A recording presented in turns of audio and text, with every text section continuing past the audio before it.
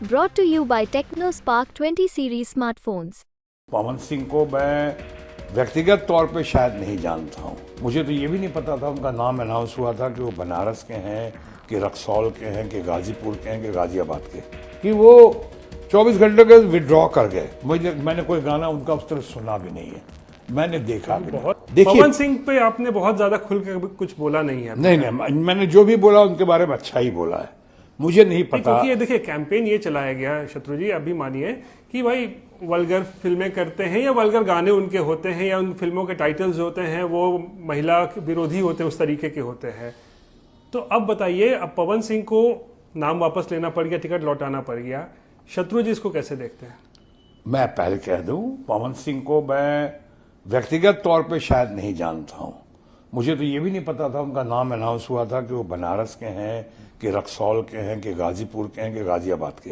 वाकई में आप नहीं जानते थे उनको? हम बाकी नहीं जानते थे, लेकिन मैंने जो सुना है उनके बारे में अच्छी बातें सुनी है। मैंने सुना है कि अच्छे परिवार से आते हैं, अच्छे लोगों के बीच में रहते हैं, और मैंने सुना है कि अच्छे कलाकार हैं, अच्छे गायक हैं।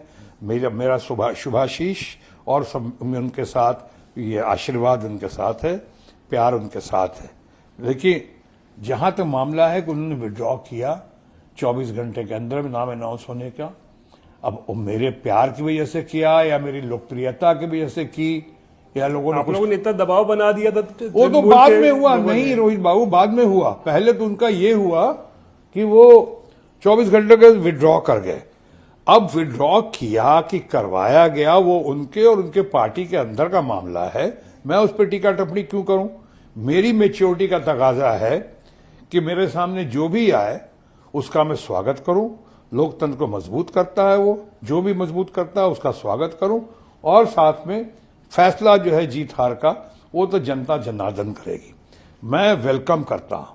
लेकिन ऐसा हुआ कि ये सब आफ्टर थॉट है कि साहब ऐसा गाने गाए, कैसे क्या क्या अश्लील बोले, मुझे नहीं पता है। मैंने कोई गाना उनका उस तरह सुना भी नहीं है, मैंने देखा भी नहीं। बहुत सारे उनके गाने जिसे अश्लील कहा जाता है कथित रूप से, बहुत क्रिकेट मैदानों में भी देखते हैं, जब वो गाना चलने लगता है तो लोग झूम झूम के एकदम खूब डांस करते हैं, खूब नाचते भी हैं। तो एक सवाल उठता है ना कि जब जनता एंजॉय अगर उस चीज को कर रही है तो फिर आखिर तृणमूल कांग्रेस ने ऐसा क्यों कहा उनके खिलाफ? जैसे बाबुल सुप्रियो ने शुरू किया था जो कैंपेन, वो आखिर क्यों किया, जबकि जनता तो उन गानों को एंजॉय कर रही है? मैदानों में आप जाके देखिए, डांस कर रहे हैं लोग, उस पर झूम रहे हैं। नहीं, झूमने को तो एक से एक वल्गर और अश्लील गानों पे, हरकतों पे भी हमारे बहुत ग्रेट कॉमेडियन थे महमूद साहब। कुछ लोग कहते थे महमूद साहब के बारे में कि डबल मीनिंग कुछ करते हैं, बोलते हैं ऐसा। तो महमूद साहब उस पर जोक्स पे तो लोग हंसते ही थे बहुत, चाहे पड़ोसन फिल्म ले लें, कोई फिल्म ले लें, लोग हंसते ही थे। उस समय डांस करना या झूमना वो अलग इशू है।